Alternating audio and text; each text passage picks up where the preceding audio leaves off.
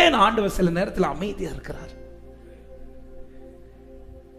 எனக்கு பதில் கிடைக்க வேண்டிய பல நேரத்தில் ஆண்டவர் பேசாமலே இருக்கிறார். ஏன் ஆண்டவர் ஏன் சில நேரத்தில் சைலண்டா இருக்கிறார்?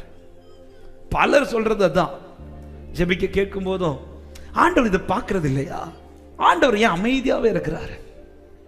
நான் அவருக்காக தானே நிற்கிறேன், அவருக்காக தானே ஓடுறேன், அவருக்காக தானே வாழ்றேன், அவரை நம்பி தானே இருக்கிறேன், அவர் சொன்ன வார்த்தையை பிடிச்சிட்டு தானே இன்னைக்கும் நான் அவர் சமூகத்தில் ஓடி ஓடி வர்றேன். ஆனா என் சூழ்நிலையை பார்த்துட்டு ஆண்டவர் ஒண்ணுமே பேச மாட்டேங்கிறார், ஒண்ணுமே செய்ய மாட்டேங்கிறார். ஏன் ஆண்டவர் சைலண்டா இருக்கிறார்? ஆமே. அப்படி யாராவது கேள்வியோடு இருக்கிறீங்கன்னா இன்னைக்கு தான் ஆண்டவர் உங்கள்கிட்ட தான் பேசும்படியா வார்த்தையை கொடுத்திருக்கிறார். ஆண்டவர் ஏன் சைலண்டா இருக்கிறார்? தாவீது அதனால தான் பல நேரத்தில் ஜெபிக்கிற ஜெபத்தில் சொல்லப்படுகிற வார்த்தைகள் எல்லாம் சங்கீதம் 28:1 தாவீது என்ன சொல்லி ஜெபிக்கிறார்? என் கன்மலையாகிய கர்த்தாவே, உம்மை நோக்கி கூப்பிடுகிறேன், நீர் கேளாதவர் போல மௌனமாயிராதையும். நீர் மௌனமாயிருந்தால் நான் குழியில் இறங்குகிறவர்களுக்கு ஒப்பானே. ஆமென். நான் குழியில் இறங்கி விட்டேன் என்று சொல்லவில்லை, அதற்கு ஒப்பா இருக்கிற ஆண்டவரே. நான் உங்களை நோக்கி கூப்பிடாமல் நீர் மௌனமா இருந்தால் சரி, நான் கூப்பிடுகிறேன் ஆனாலும் நீர் மௌனமா இருக்கிறீரே. நான் கூப்பிட்டும் நீர் மௌனமா இருக்கிறீர். ஏன் ஆண்டவரே? நீர் அப்படி இருக்கும்போது என் வாழ்க்கை எப்படி மாறுதுன்னா, அவன் குழியில் இறங்குகிறவர்களுக்கு ஒப்பாய் மாறுகிறது. இதுக்கு நான் கூப்பிடாமலே இருந்திருக்கலாமோ அப்படி தோணுகிற லெவலுக்கு என் வாழ்க்கை மாறிட்டு இருக்கிறது. 35வது சங்கீதத்தில் 22வது வசனத்தில் இப்படி சொல்லுகிறார், கர்த்தாவே நீர் இதை கண்டு மௌனமாயிராதையும், ஆண்டவரே எனக்கு தூரமாயிராதையும். நீர் பார்க்கிறீர், அது எனக்கு தெரியுது, ஆனா பார்த்துட்டு பேசாம இருக்கிறீங்களே ஆண்டவரே. பார்த்துட்டு நீங்க காணாதவர் போல, தூரமா இருக்கிறவர் போல. அதான் யோபு 23வது அதிகாரத்தில் சொல்றார். சுத்தி சுத்தி பார்க்கிறார், அவர் ஒளித்திருக்கிறார், அவர் காணாதவரை போல மறைந்திருக்கிறார். அவர் பார்க்கிறது எனக்கு தெரியுது, ஃபீல் ஆகுது. நான் நோக்கி கூப்பிடுறது அவர் காதலை எட்டுதுன்னு எனக்கு தெரியுது. ஆனா ஆண்டவர் அமைதியா இருக்கிறாரு, எந்த ரெஸ்பான்ஸ் தரல, எந்த ஒரு பதிலும் எனக்கு செய்யல. அவர் ஏன் அமைதியா இருந்துட்டு இருக்கிறார்? கடந்த நாள் என்னை ரொம்ப யோசிக்க வச்சு, ஏன் ஆண்டவரே தேவனை அறியாதவர்கள் வாழ்க்கையில் நீர் அமைதியா இருக்கவில்லை?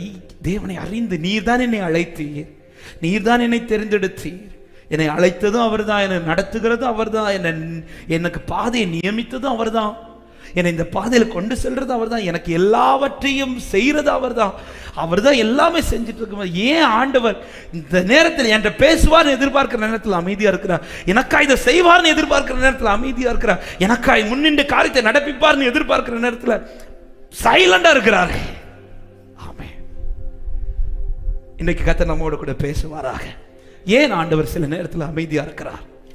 3-4 காரியங்களை ஆண்டவர் தியானிக்க வைத்தார். நேரத்துக்கு ஏற்றார் போல ஆண்டவர் எதை அதிகம் பேச வைக்கிறார் அந்த காரியத்தை நான் பேசி நான் செபிக்க விரும்புகிறேன். முதலாவது, ஏன் ஆண்டவர் அமைதியா இருக்கிறார் என்றால், ஆமென், நாம் அமைதியா இருக்கிறதுனால அவர் அமைதியா இருக்கிறார். நான் அமைதியா இருக்கிறது, என்னுடைய அமைதி அவரை அமைதியா உட்கார வச்சிட்டு இருக்குது. இப்படி சொன்னா உங்களுக்கு புரியாது. அவன் வேதம் நமக்கு காண்பித்து தருகிற 2 வசனங்கள் உண்டு. அந்த வசனம் என்னவென்றால், ஏசாயா 62வது அதிகாரம் அதனுடைய 6வது வசனத்தையும் 7வது வசனத்தையும் வாசிக்க கேட்கலாம். ஏசாயா 62:6-7. எருசலேமே, உன் மதில்களின் மேல் பகல் முழுதும் ரா முழுதும் ஒரு காலும் மௌனமா இராத ஜாமக்காரரை கட்டளையிடுகிறேன். கர்த்தரை பிரஸ்தாபம் பண்ணுகிறவர்களே, நீங்கள் அமெரிக்கா இருக்கலாகாது. 7வது வசனம், அவர் எருசலேமை ஸ்திரப்படுத்தி பூமியிலே அதை புகழ்ச்சியாக்கும் வரைக்கும் அவரை அமர்ந்திருக்க விடாதிருங்கள். கரங்களை உயர்த்தி ஆமென் சொல்லுங்க பார்க்கலாம். நீ புகழ்ச்சியாக்கு வரையும் நீ அமைதியாயிராத. நீ அமைதி ஆயிட்டேனா அவர் அமைதியாயிருவார். நீ சைலண்ட் ஆயிட்டேனா அவர் சைலண்ட் ஆயிருவார். இன்னைக்கு பலருடைய வாழ்க்கையில ஏன் ஆண்டவர் சைலண்ட் ஆயிட்டார்? நீ ஒரு நாள் அமைதியா இருக்கல. நீ கூப்பிட்டது உண்மை, ஆனா நீ எது வரைக்கும் கூப்பிடணும் தெரியுமா? இதை உன் வாழ்க்கையில் அவர் புகழ்ச்சியாக்கு வரையிலும் நீ அமைதியா இருந்துராத. எவன் ஒருவன் என் வாழ்க்கையில என் தேவன் இதை செய்யும் வரையிலும் நான் கூப்பிட்டு கொண்டே இருப்பேன் என்று சொல்லி கூப்பிடுகிறானோ, அவன் வாழ்க்கையில ஆண்டவர் அமைதியா இருக்க மாட்டார். இறங்கி ஒரு அற்புதத்தை நிச்சயம் செய்வார். ஹல்லேலூயா. ஆமா, ஒரு சம்பவத்தை எடுத்து காட்டும் போது நமக்கு அது விளங்கும். மத்தேயு 15வது அதிகாரத்தை எடுத்து வைத்துக் கொள்ளுங்கள். ஆண்டவராக இயேசு கிறிஸ்து சீஷர்களோடு பிரயாணப்பட்டு போய் கொண்டிருந்த போது 22வது வசனத்திலே அந்த திசைகளில் குடியிருக்கிற கானானிய ஸ்திரீ ஒருத்தி அவரிடத்தில் வந்து, ஆண்டவரே, தாவீதின் குமாரனே, எனக்கு இரங்கும், என் மகள் பிசாசினால் கொடிய வேதனைப்படுகிறாள் என்று சொல்லி கூப்பிட்டாள். நமக்கு எல்லாருக்கும் இந்த சம்பவம் தெரியும். கடந்த நாளே ஆண்டவர் இதை அதிகமாக தியானிக்க வைத்தார். அவள் இப்பொழுது பின்தொடர்ந்து வந்து கூப்பிடுகிறாள்.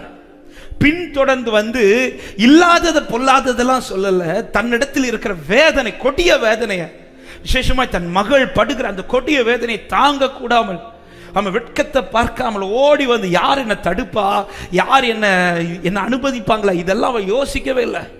ஓடி வந்து அவரிடத்தில் வந்து கெஞ்சி கேட்கிற, ஆண்டவரே எனக்கு இரங்கும், என் பிள்ளை மரண வேதனைப்படுறா, கொடிய வேதனை படுகிறாள் என்று சொல்லும் போது அங்கே வசனம் சொல்லுகிறது, 23வது வசனம், அவளுக்கு பிரதியுத்தரமாக அவர் ஒரு வார்த்தையும் சொல்லவில்லை. ஒரு வார்த்தை அவர் பேசல. அவர் பாட்டு போயிட்டே இருக்கிறார், சைலண்டா போயிட்டு இருக்கிறார். சைலண்டா போயிட்டதும் அவள் தன்னுடைய ஜெபத்தை நிறுத்தவில்லை, அவள் கூப்பிடுகிறதை நிறுத்தவில்லை. இன்னைக்கு நிறைய பேர் செய்யற தப்பு என்னன்னா, ஏன் ஆண்டவர் அனைவருடைய வாழ்க்கையில அமைதியா இருக்கிறான்னா, நீ கூப்பிட்டதை நிறுத்திட்ட.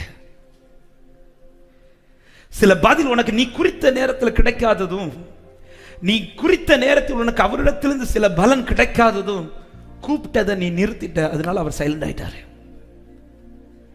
எருசலேமே, உன்னை அவர் ஸ்திரப்படுத்தி அவர் உன்னை புகழ்ச்சியாக்கும் வரைக்கும் நீ அவரை அமர்ந்திருக்க விடாத. நீ அவரை அமர்ந்திருக்க. அவர் சைலண்ட் ஆகிறார்னாலே செய்ய மாட்டார்னு அர்த்தம் கிடையாது. அவர் உன் வாழ்க்கையில நீ ஒருவேளை உன் ஜெபத்திற்கு அவர் இன்னைக்கு பதில் தரலன்னு சொல்லிட்டு அவர் செய்ய மாட்டார் என்ற அர்த்தம் கிடையாது. நீ இன்னும் கூப்பிடணும்னு கர்த்தர் எதிர்பார்க்கிறார்.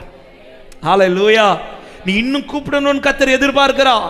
அவள் கூப்பிட்டுதான் வருகிறார். அவள் ஏதோ ஒரு காரியத்தை சொல்லி வரவில்லை. தனக்கு எது தேவையோ, தனக்கு எது இப்ப நடக்கணுமோ, தன்னுடைய வாழ்க்கையில் இப்ப எது பாரமா இருக்குதோ அந்த காரியத்தை சொல்லிதான் வரும். எத்தனையோ பேர் அவரிடத்தில் வந்தார்கள்.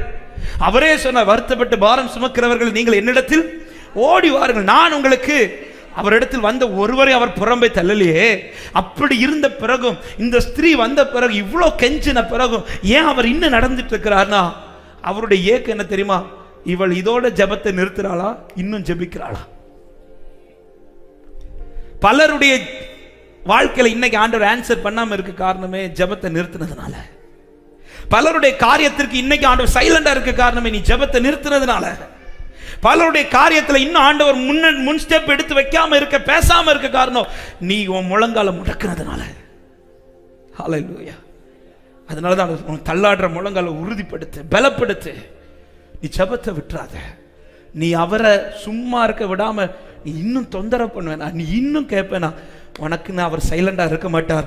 எழும்பி கிரியை நடப்பிக்க துவங்குவார். ஹல்லேலூயா.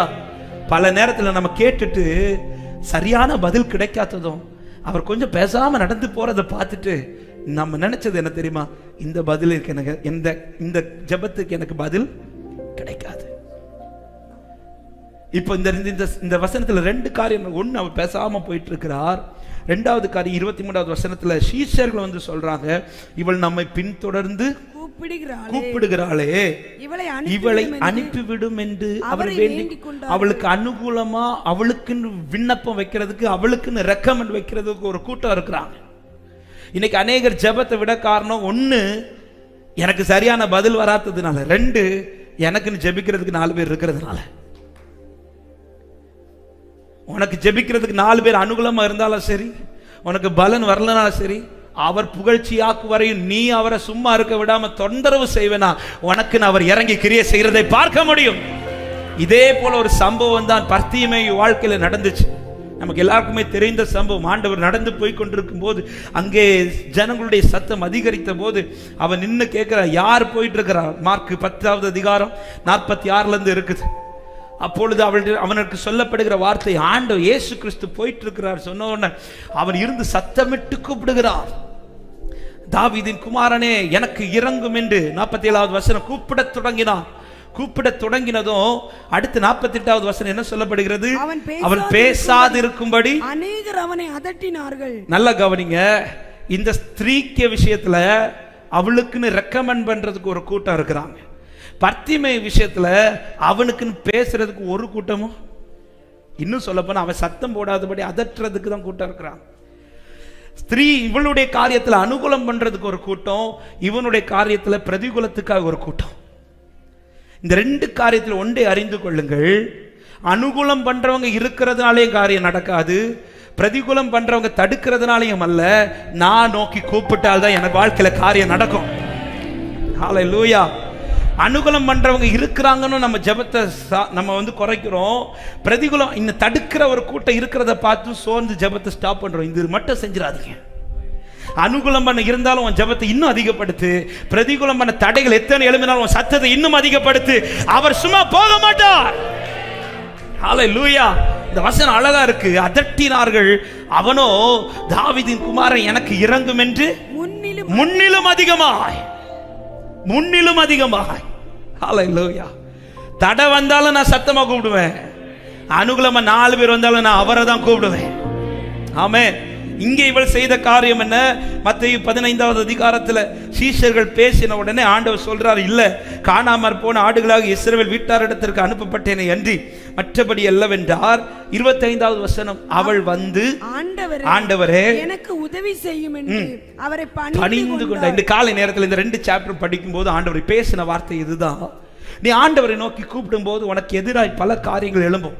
இந்த பர்த்தியுமேக்கு எழும்பினது போல கூப்பிடாதபடிக்கு சோர்வை உண்டாக்கத்தக்கதாய் அதட்டுகிற அல்லது தடுக்கிற பல காரியங்கள் எழும்பும். ஆமாம், தடுக்கிறத கண்டு ஒரு தடை எழும்புதுன்னா உன் சத்தத்தை இன்னும் அதிகப்படுத்து. அல்லது உனக்கு ஒரு அணுகல் எழும்புதுன்னா நீங்க அவர் பாதத்தை இன்னும் இறுக பிடிச்சுக்கலாம். ஆமாம், தடை எழும்புதுன்னா சத்தத்தை அதிகப்படுத்து. அணுகலம் எழும்புதுன்னா பாதத்தை சரியா பிடிச்சுக்கோ. இந்த வார்த்தை திரும்ப, தடை எழும்புதுன்னா உன் சத்தம் இன்னும் அதிகரிக்கணும். அனுகூலம் உண்டாகுதுன்னா நீ பாதத்தை பிடிக்க வேண்டிய நேரம் வந்துருச்சு. ஹல்லேலூயா. இன்னைக்கு தடை வந்த உடனே ஜெபத்தை ஸ்டாப் பண்றோம், அனுகூலம் வந்ததும் ஜெபத்தை ஸ்டாப் பண்றோம். இதை மட்டும் செஞ்சிடாதீங்க. இதை செஞ்சுட்டேன்னா அவர் சைலண்ட் ஆயிடுவார், பேசவே மாட்டார். எதுவுமே நம்மளால பார்க்க முடியாது, பேசாம நடந்து போயிட்டே இருப்பார். இப்ப அனுகூலம் வந்ததும் இவள் உடனே சீஷர்கள் காலில் போய் நிக்கல, கொஞ்சம் கூட எனக்காக. அவளுக்கு தெரியும், எனக்கு இந்த நடுவில் எத்தனை பேர் அனுகூலம் பண்ணாலும் நான் கூப்பிடாம அவர் எனக்காய் செய்யாம போக மாட்டான். நான் கூப்பிடாம எனக்கு அவர் பதில் தரமாட்டார். நான் கூப்பிடாம எனக்கு அனுகூலம் பண்றவங்களை நோக்கி இப்ப என் ஃபோக்கஸ் இருக்குமானால் சைலண்டா போறவர் இன்னும் சைலண்டா போயிட்டே இருப்பார். 2 பேருடைய வாழ்க்கை, ஒரு பக்கம் அனுகூலம் எழும்புது, இன்னொரு பக்கம் பிரதிகூலம். அனுகூலம் வந்துச்சுன்னா நீ பாதத்தை பிடி, பிரதிகூலம் வந்துச்சுன்னா அவன் சத்தத்தை உயர்த்து. ஹல்லேலூயா. உன் தடைகள் வந்துச்சுன்னா உன் சத்தம் இன்னும் அதிகரிக்கட்டும். என்ன சத்தம்? எனக்கு இறங்குங்கப்பான்னு சத்தம் பாடு. இதுக்கு முன்னாடி எப்படி சொல்லி ஜெபிச்சு அதே சொல்லி ஜெபி. ஆமென். அனுகூலம் வரும்போது என்ன செய்? அவர் பாதத்தை பிடித்து கேளு. ஹல்லேலூயா. இந்த 2 அனுபவத்தில் ஒரு தேவ பிள்ளை சரியா இருப்பார்களானா அவர்கள் வாழ்க்கையில் தேவன் சைலண்டா இருக்கவே மாட்டார். அவர்களுக்கு ஆண்டவர் நின்று காரியத்தை நடப்பிப்பார். ஏன் அவர் அமைதியா இருக்கிறார்னா நம்ம அமைதியாயிட்டோங்க. நம்முடைய ஜெபம் அமைதியாயிட்டு நம்ம ஜெபிக்கிறத நிறுத்திட்டோம். உன் ஜெபத்தை நிறுத்தாதீங்க. உங்க முழங்கால ஒரு நாள் முடக்கிறது, அவருக்கு முன்னாடி போடுறத நிறுத்திராதீங்க. ஹல்லேலூயா. ஒரு காரியத்துக்கு ஜெபித்து கொண்டிருக்கிறீங்க, பல நாட்களை ஜெபிக்கிறீங்க, பல மாதங்களை ஜெபிக்கிறீங்க. இத்தனை மாதங்கள் ஜெபிச்சு இந்த காரியம் நடக்கலைன்னு சொல்லி ஸ்டாப் பண்ணிடாதீங்க. ஆமென். உங்களுக்கு அவர் செய்ய மாட்டார்னா செய்ய மாட்டேன்னு சொல்லிடுவாருங்க. இன்னும் சொல்லலையா அவர் செய்வாருங்கிறதுக்கு அதான் அடையாளம். ஆமென். இவளிடத்துல இவளுக்கு செய்ய மாட்டேன்னு சொல்லல, பேசாம தான் போயிட்டு இருக்க. சீஷர்கள் தான் பிடிச்சி வச்சு என்ன ஆண்டவர் என்ன ஆண்டவர், அவர் பேசாம போயிட்டு இருக்கிறார். இவ்வளோ கெஞ்சி கேட்கிறவர் அவர் பேசாம போறார். அவர் செய்ய மாட்டார்னா செய்ய மாட்டேன்னு சொல்லிடுவார். என் வேலை வரலன்னு அது சொல்லிடுவார். ஆனா இன்னைக்கு என்கிட்ட ஒன்றும் சொல்லலையா, பேசாம தான் இருக்கிறாரா? எனக்கு ஒரு நம்பிக்கை, நான் கூப்பிட்டாப்பா எனக்கு இறங்கி செய்வா. ஹல்லேலூயா. நான் கூப்பிட்டா இறங்கி செய்வேன். இன்னைக்கு உங்களுக்கு பதில், அவர் இதை முடியாதுன்னு சொல்லிட்டாருன்னா அதுக்கு பிறகு கேட்காதீங்க. இதை செய்ய மாட்டேன்னு சொல்லிட்டாருன்னா கேட்காதீங்க. இது அவர் நடக்காது சொல்லிட்டாரு. ஆனா இன்னைக்கு அப்படி சொல்லலையா, இவன் எந்த வார்த்தை தராம பேசாம இருக்கிறாரா, காலை பிடிச்சு கேளுங்க, சத்தத்தை உயர்த்தி கேளுங்க, நிச்சயம் இது உங்க வாழ்க்கையில நடந்தே தீரும்.